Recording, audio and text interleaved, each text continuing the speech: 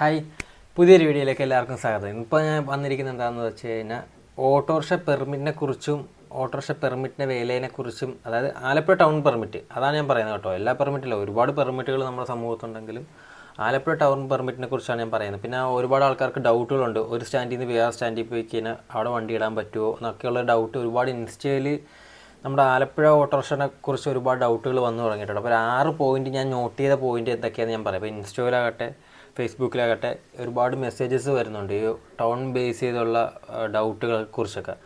അപ്പോൾ അതൊക്കെ ഞാൻ നോട്ട് ചെയ്ത് വെച്ചിട്ട് മെമ്മറിയിൽ നോട്ട് ചെയ്ത് വെച്ചിട്ട് നിങ്ങൾക്കായിട്ട് പറഞ്ഞു തരാം എന്തൊക്കെയാണ് മെയിനായിട്ട് എനിക്കറിയാവുന്ന കുറച്ച് കാര്യങ്ങളാണ് നിങ്ങളടുത്ത് പറയാൻ പോകുന്നത്. ആദ്യമായിട്ട് പുതുതായിട്ട് ഓട്ടോറിക്ഷയായിട്ട് ഇറങ്ങുന്ന ആൾക്കാർ എങ്ങനെയാണ് മെമ്പർഷിപ്പ് എടുക്കുന്നത് ടൗണിൽ.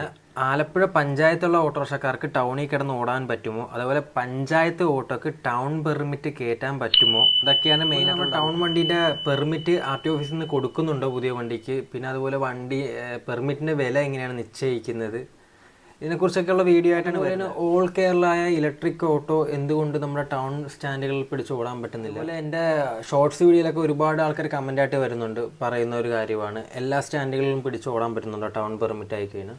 തീർച്ചയായിട്ടും പറ്റും. ടൗൺ പെർമിറ്റുള്ള ഓട്ടോറിക്ഷ ആണെങ്കിൽ എല്ലാ സ്റ്റാൻഡിലും പിടിച്ച് ഓടാം. പക്ഷേ അതിന് കുറച്ച് കാര്യങ്ങളൊക്കെ ഉണ്ട്. ചുമ്മാതെ പോയി നമ്മൾ കാലിക്കോ ചുമ്മാ കണ്ടിന്യൂ ആയിട്ട് പോയി പിടിച്ച് കഴിഞ്ഞാൽ അവിടുത്തെ മെമ്പർമാർ നമ്മളെ വഴക്കോറിന് ഓടിക്കും. അതൊക്കെ ഒരു നാക്കാണ്.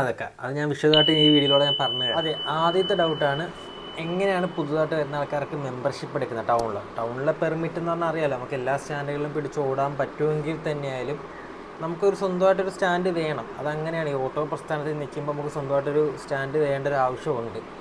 അപ്പോൾ അതെങ്ങനെയാണ് നമുക്ക് മെമ്പർഷിപ്പ് എടുക്കുക എന്ന് പറഞ്ഞാൽ നമ്മൾ ഓടുന്ന സമയത്ത് ഓരോ സ്റ്റാൻഡുകളിൽ പിടിച്ച് ഓടുന്ന സമയത്ത് നമ്മുടെ വീടിന് പരിസരം, നമ്മൾ ടൗണിലുള്ള ആളാണെങ്കിൽ തന്നെ തീർക്കണം, ടൗണിലുള്ള ആൾക്കേ നമുക്ക് ടൗൺ പെർമിറ്റോ വണ്ടി കിട്ടത്തുള്ളൂ.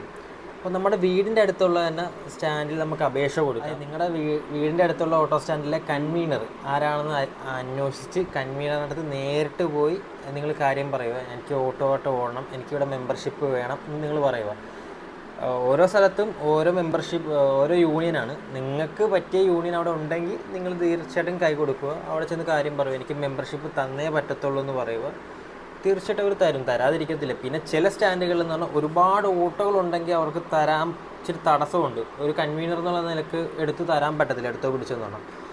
ബാക്കിയുള്ള അംഗങ്ങളടുത്ത് ചോദിക്കണം. അവരൊരു എക്സിക്യൂട്ടീവ് ഉണ്ട്, അവരടുത്തൊക്കെ ചോദിച്ച് നമ്മൾ ചോദിക്കുന്ന ആൾക്കാർ കുഴപ്പക്കാരാണെങ്കിൽ അവർ ഒരിക്കലും സ്റ്റാൻഡിൽ മെമ്പർഷിപ്പ് വരത്തില്ല. ഓട്ടോറിക്ഷക്കാർക്ക് അവിടെയുള്ള മെമ്പർമാർക്ക് തോന്നണം നിങ്ങൾ നല്ലൊരാളാണ്, ഇതുകൊണ്ട് ഓടിച്ച് നിങ്ങൾക്ക് ജീവിക്കാൻ പറ്റും, അലമ്പ കാര്യങ്ങളൊന്നും ഇല്ലെന്ന് മനസ്സിലായാൽ മാത്രമേ ആ ഒരു മെമ്പർഷിപ്പിന് മൂളത്തുള്ളൂ, ഓക്കെ പറയത്തുള്ളൂ. മെമ്പർഷിപ്പ് ഓട്ടോ പ്രസ്ഥാനത്തിൽ മെമ്പർഷിപ്പ് ഏത് യൂണിയൻ ആണെങ്കിലും അത് അത്യാവശ്യം തന്നെ കേട്ടോ. അങ്ങനെ എടുത്ത് നമുക്ക് ഓടാനേ നോക്കാവുള്ളൂ നമ്മളെ. അങ്ങനെ അത് കഴിഞ്ഞുള്ള ഡൗട്ടാണ് പഞ്ചായത്തുള്ള ഓട്ടോറിക്ഷ, അതായത് ആലപ്പുഴ തന്നെയുള്ള പഞ്ചായത്ത് ഏരിയയിലുള്ള ഓട്ടോറിക്ഷക്കാർക്ക് ടൗണിൽ കിടന്ന് ഓടാൻ പറ്റുമോ എന്നുള്ളൊരു ഡൗട്ട്. ഒരിക്കലും അങ്ങനെ പറ്റത്തില്ല. അത് ടൗൺ അഡ്രസ്സിലുള്ള ആൾക്കാർക്ക് മാത്രമേ ടൗൺ പെർമിറ്റ് ഓട്ടോറിക്ഷ കിട്ടത്തുള്ളൂ. അപ്പം ടൗണിലുള്ള ആൾക്കാർക്ക് ഓടാൻ പറ്റത്തുള്ളൂ, പഞ്ചായത്ത് വണ്ടിക്കാർക്ക് ഓടാൻ പറ്റത്തുള്ളൂ. പിന്നെയുള്ള ഡൗട്ട് എന്ന് പറഞ്ഞാൽ പഞ്ചായത്തുള്ള, ഇപ്പം ഞാനൊരു പഞ്ചായത്തുകാരനാണെങ്കിൽ പഞ്ചായത്തുള്ള എനിക്ക് ടൗൺ പെർമിറ്റ് കയറ്റാൻ പറ്റുമോ? തീർച്ചയായിട്ടും പറ്റും. പക്ഷേ നമ്മുടെ അഡ്രസ്സൊന്നും മാറ്റണം. അതായത് പഞ്ചായത്ത് അഡ്രസ്സിൽ പറ്റത്തില്ല, ടൗണുള്ള അഡ്രസ്സാണെങ്കിൽ നമുക്ക് തീർച്ചയായിട്ടും പറ്റും. ഇപ്പം ഞാനൊരു പഞ്ചായത്തുകാരനാണ്, എൻ്റെ വൈഫ് ടൗൺ ഏരിയയിലുള്ള ഒരാളാണ്. അപ്പോൾ അവളുടെ വാപ്പ അല്ലെങ്കിൽ ഉമ്മ ടൗൺ അഡ്രസ്സിലുള്ള ആൾക്കാരാണെങ്കിൽ അവരുടെ അഡ്രസ്സിൽ പേരിൽ നമുക്ക് ഓട്ടോ എടുക്കാം.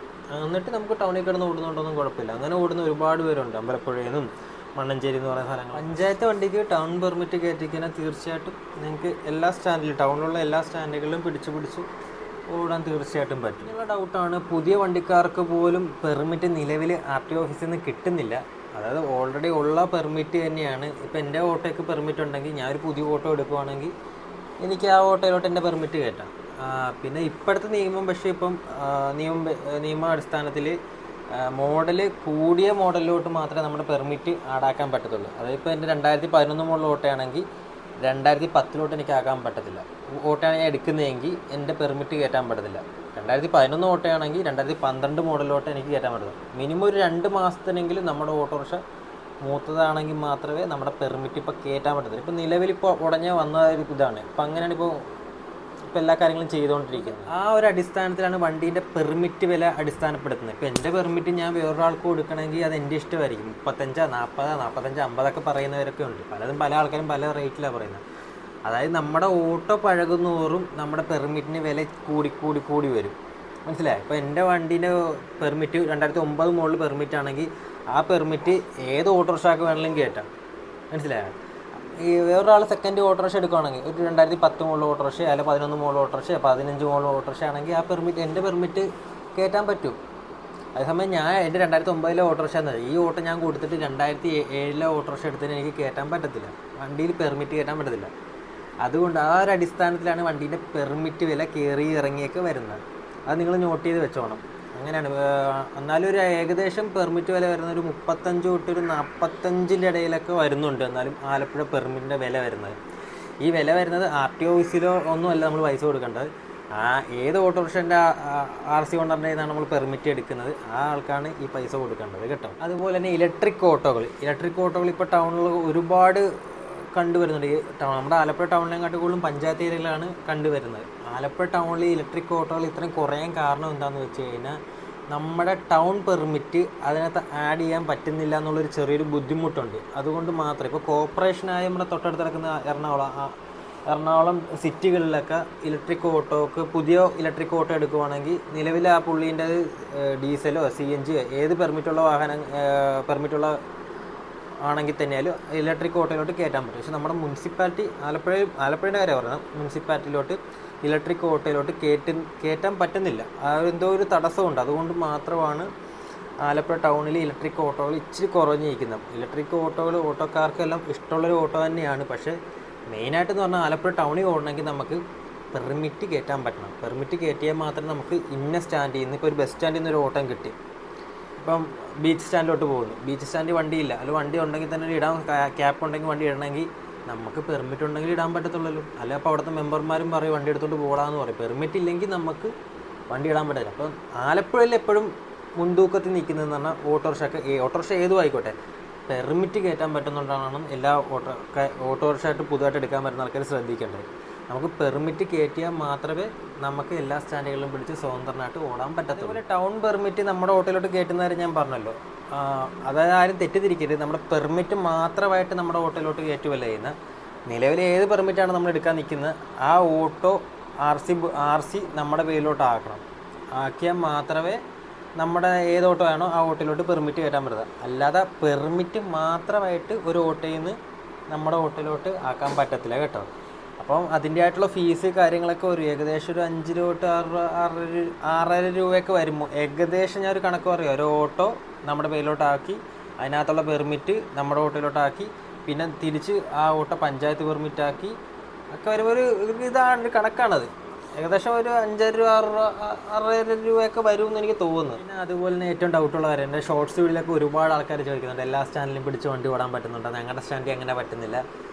ഞാൻ പറഞ്ഞില്ലേ ഈ പെർമിറ്റിനെ കുറിച്ച് ഒരുപാട് രീതിയിലുള്ള പെർമിറ്റുകളുണ്ട് നമ്മുടെ ഓട്ടോറിക്ഷക്കാർക്ക്. അത് പറയാൻ നിന്നതിന് തീരത്തുന്നില്ല. ഞാനിപ്പോൾ പറയുന്നത് നമ്മുടെ ആലപ്പുഴയുടെ പെർമിറ്റിനെ കാര്യം മാത്രമേ ഉള്ളൂ. നമുക്ക് കിട്ടിയിരിക്കുന്നൊരു ഭാഗ്യ പെർമിറ്റാണെന്നാണ് നമ്മൾ കരുതുന്നത്. എന്താണെന്ന് പറഞ്ഞാൽ നമുക്കൊരു ഇന്ന സ്ഥലത്തോട്ട് ഒരു ഓട്ടം പോകുന്നു. ഇപ്പം ഞാൻ മാളിമുക്കിൽ ഉള്ള ഒരാളാണെങ്കിൽ ഇപ്പോൾ തുമ്പോളി പള്ളിയിൽ പെരുന്നാൾ നടക്കുന്നു, അവിടെ എനിക്ക് വണ്ടി ഇടണമെങ്കിൽ എനിക്കിടാം. അപ്പോൾ അതായത് മുല്ലക്കയിൽ ചെറുപ്പ് നടക്കുന്നത്, എനിക്കവിടെ വണ്ടി ഇടണമെങ്കിൽ എനിക്കിടാം. അപ്പോൾ നമ്മുടെ പെർമിറ്റ് എന്ത് ഭാഗ്യമുള്ള പെർമിറ്റ്, വേറുള്ള ജില്ലയിലെ പെർമിറ്റ് പോലെയല്ല ഇവിടുത്തെ പെർമിറ്റ്. എന്നും പറഞ്ഞ് നമുക്ക് ഒരു സ്റ്റാൻഡിൽ ഇപ്പോൾ ചുമ്മാ പോയി ഓട്ടം പിടിച്ച് കഴിഞ്ഞാൽ അവിടുത്തെ വണ്ടിക്കാർ പറയും എടാ ഇന്ന് പിടിക്കല്ലേ. പിന്നെ അവരെ എക്സിക്യൂട്ടീവൊക്കെ തീരുമാനിച്ച് പുറം വണ്ടിക്ക് 3 ടേണേ ഉള്ളൂ എന്നുള്ള രീതിയിലൊക്കെ ആയിക്കഴിഞ്ഞ് ചില സ്റ്റാൻഡുകളിൽ ഇപ്പോൾ അങ്ങനെ കണ്ടുവരുന്നുണ്ട്. 3 ടേണേ എടുക്കാൻ പാടുള്ളൂ, 4 ടേണേ എടുക്കാൻ പാടുള്ളൂ. അത് ഒഫീഷ്യലി നിയമത്തിൽ അങ്ങനെയല്ല, അത് അവിടെ അവർ യൂണിയനിൽ ബില്ല് പാസ്സാക്കുന്നത്. അപ്പോൾ നമ്മൾ അങ്ങനെ വെറുപ്പിക്കുന്ന രീതിയിൽ ഓടരുത്. ഇപ്പോൾ എന്നെ സംബന്ധിച്ചൊക്കെ നോക്കുമ്പോൾ ഞാൻ അങ്ങനെ വെറുപ്പിച്ചുകൊണ്ട് ഓടുന്നില്ല. കോമണായിട്ട് നമ്മൾ ഓടി വരുമ്പോൾ എല്ലാവരും പരിചയമാകുമ്പോൾ ആൾക്കാർ കാണുമ്പോൾ തന്നെ കൈകൊട്ടി വിളിക്കും, പാടാ വണ്ടി കയറ്റിയിടാ എന്നൊക്കെ പറയും സ്റ്റാൻഡുകളിൽ. അത് കുഴപ്പമുള്ള കാര്യമില്ല. നമ്മൾ അലമ്പനൊന്നും പോകാതെ നല്ല വൃത്തിക്ക് ഓടാൻ നോക്കിക്കഴിഞ്ഞാൽ ഈ ഓട്ടോ ഫീൽഡ് വളരെ രീതിയിൽ നിങ്ങൾക്ക് സക്സസ് ആകും. ഇതേപോലത്തെ ഓട്ടോറിക്ഷ വിശേഷങ്ങളെക്കുറിച്ച് ആലപ്പുഴയാണ് കൂടുതൽ എടുത്തിരിക്കുന്നത്. ആലപ്പുഴ ഓട്ടോറിക്ഷ വിശേഷങ്ങളെക്കുറിച്ചൊക്കെ നിങ്ങൾക്ക് കൂടുതലായിട്ട് എന്തെങ്കിലുമൊക്കെ അറിയണമെങ്കിൽ എൻ്റെ കമൻറ്റിൽ രേഖപ്പെടുത്താവുന്നതാണ്. പിന്നെ എന്തെങ്കിലും ഡൗട്ട് ഉണ്ടെങ്കിൽ എൻ്റെ ഇൻസ്റ്റ ഐഡിയും കൂടെ കൊടുക്കുക. എൻ്റെ ഇൻസ്റ്റ ഐഡി എന്താണെന്ന് അറിയാമല്ലോ, RASIB റാസിബ് യൂട്യൂബ് ചാനലിൻ്റെ പേര് തന്നെയാണ്, എൻ്റെ ഇൻസ്റ്റ വീഡിയോ അത് തന്നെയാണ്. എന്തായാലും അടുത്ത വീഡിയോ ആയിട്ട് നമുക്ക് ഇനിയും കാണാം.